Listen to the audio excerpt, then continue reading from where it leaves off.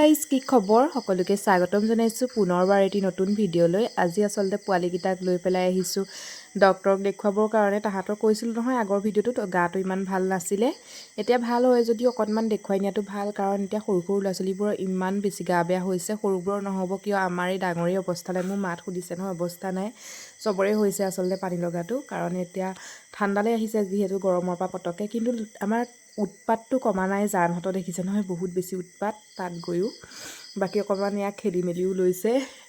সেয়া দেখিছে নহয়, এইবোৰ এৰুৱাই মেলি পেলাইছে। ভাল পাইছে নাজানো, তাৰ পৰা উঠি আহিবই মন কৰা নাই মানে অলপো।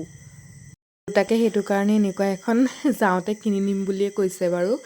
আৰু সেই কথা মতে এয়া ইয়াৰ পৰাই কিনি নিলে, এতিয়া আছে ইয়াৰ পৰাই কিনি নিলে। আৰু তাহাঁতি এতিয়া ঘৰত উঠে নুঠে নাজানো পিছে, কাৰণ তাত যিমান উৎপাত কৰে। পিছে আমি এইফালে খাবৰ কাৰণে বেলেগ ক'ৰবাত যোৱাৰ কথা আছিলে, পিছে ৰাস্তাতে প্লেন হ'ল মানে ইয়াতে পটককৈ, কাৰণ ইহঁতক লৈ পেলাই জানেই ন চবতে সোমাবও নোৱাৰে। পিছে তাহাঁতি অলপো দিগদাৰ কৰা নাই, বহুত বেছি এনজয় কৰিছে মোৰ লগত। দোলনা খেলিছে, তাৰপিছত খেলিয়ে থাকিবলৈ লাগে মানে। কিন্তু তাহাঁতৰ অকণমান গাটো বেয়া কাৰণে অকণমান দিগদাৰ হয়। কিন্তু ইয়াৰ পৰিৱেশটো ৰাতি হ'লে আৰু বেছি ধুনীয়া হৈ যায়, লাইটবোৰ জ্বলে যে, তেতিয়া চাগে তাহাঁতি আৰু বেছি ভাল পাব। কিন্তু এতিয়া অকণমান দেহাটো বেয়া কাৰণে আমি তথাপিতো দোলনা খেলিলে দেখিছে নে হাঁহি কেনেকুৱা তাৰ, মানে বহুত এনজয় কৰিছে আৰু তাহাঁতি।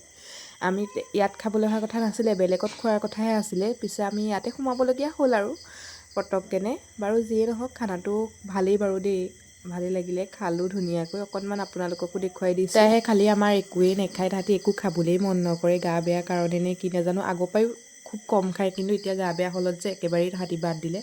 পিছে ৰাইজ আজিলৈ মিনি ব্লগটো ইমানেই, কেনেকুৱা পালে জনাব, যদিহে ভাল পালে চেনেলটো ছাবস্ক্ৰাইব কৰি থৈ যাব। আজিলৈ আহিছোঁ ৰাইজ, বাই বাই।